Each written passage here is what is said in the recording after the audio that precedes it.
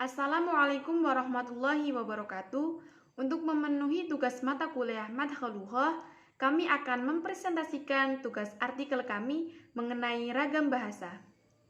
Saya Anggita Bunga Pratiwi akan menjelaskan mengenai ragam bahasa. Ragam bahasa menurut Bahman pada tahun 1990 adalah variasi bahasa menurut pemakai yang berbeda, menurut topik yang dibicarakan, menurut hubungan pembicara, kawan bicara, orang yang dibicarakan, serta menurut medium pembicara. Ragam bahasa itu sendiri adalah salah satu aspek penting yang dipelajari dalam ilmu sosial linguistik. Seiring dengan perkembangannya zaman, masyarakat mengalami perubahan. Perubahan ini berupa variasi-variasi bahasa yang digunakan sesuai dengan keperluannya. Dalam hal ini, banyak variasi yang tidak mengurangi fungsi bahasa sebagai alat komunikasi yang efisien. Oleh sebab itu, muncul mekanisme untuk memilih variasi tertentu yang cocok sesuai dengan kebutuhan masing-masing. Itulah pengertian mengenai ragam bahasa.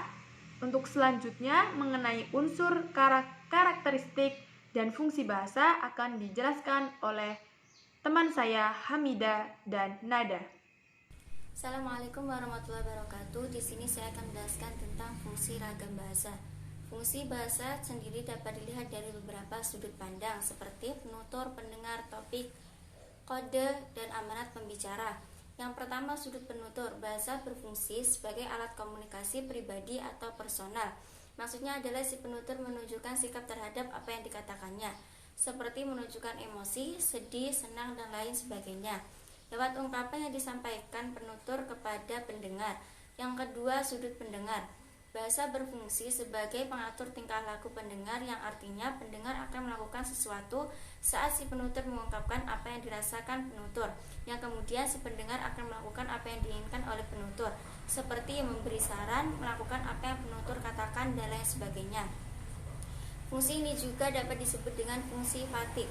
Dalam hal ini biasanya ungkapan-ungkapan itu sendiri telah memiliki arti pola seperti saat berpamitan, pada saat berjumpa, hingga membicarakan masalah keluarga. Yang ketiga adalah sudut topik. Fungsi ini merupakan bahasa sebagai alat untuk membicarakan objek atau peristiwa yang ada di sekitar penutur atau yang ada dalam budaya pada umumnya. Dalam arti lain, bahasa dari segi topik merupakan alat untuk menyatakan pikiran atau menyatakan bagaimana pendapat penutur tentang dunia sekelilingnya. Yang keempat adalah segi kode, yaitu bahasa digunakan untuk membicarakan bahasa itu sendiri, yang artinya bahasa digunakan untuk membicarakan atau menjelaskan bahasa, tidak membicarakan hal-hal lain seperti ekonomi, sosial, dan lain sebagainya. Yang kelima adalah segi amanat. Artinya bahasa itu dapat digunakan sebagai alat dalam menyampaikan gagasan, pikiran, dan perasaan baik yang sebenarnya maupun hal-hal yang imajinatif atau hayalan. Fungsi imajinatif sendiri bisa berupa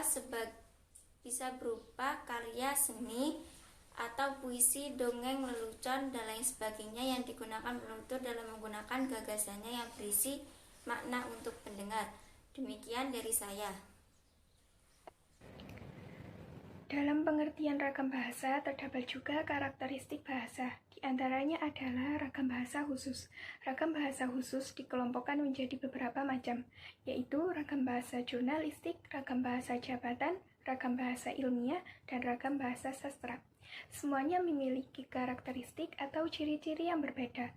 Misalnya, ragam bahasa jurnalistik memiliki ciri-ciri singkat, padat, sederhana, lugas, jelas, menghindari kata tutur, menghindari kata dan istilah asing, pilihan kata atau diksinya yang tepat, dan menggunakan kalimat aktif. Selain ragam bahasa umum, ada juga ragam bahasa khusus, yaitu ragam bahasa yang memiliki ciri-ciri tertentu sesuai dengan karakteristiknya. Ragam bahasa khusus dikelompokkan menjadi beberapa macam, yaitu ragam bahasa jurnalistik, ragam bahasa jabatan, ragam bahasa ilmiah, dan ragam bahasa sastra. Semuanya memiliki karakteristik atau ciri-ciri yang berbeda. Misalnya, ragam bahasa jurnalistik memiliki ciri-ciri singkat, padat, sederhana, lugas, dan jelas. Selanjutnya, unsur-unsur yang ada di dalam ragam bahasa. Yang pertama yaitu fonem. Fonem adalah unsur terkecil dari bunyi yang digunakan untuk membedakan arti dari suatu kata. Yang kedua, morfen. Morfen adalah unsur terkecil pembentukan sebuah kata yang disesuaikan dengan aturan bahasa. Yang ketiga, sintaksis. Sintaksis yaitu penggabungan kata menjadi kalimat berdasarkan sistematis yang berlaku pada bahasa SPO, subjek, predikat, dan objek. Yang keempat, semantik, yaitu arti dan makna dari suatu kata. Yang terakhir, diskurs, mengkaji bahasa dengan tahapan secara urut percakapan, paragraf, bab, dan cerita.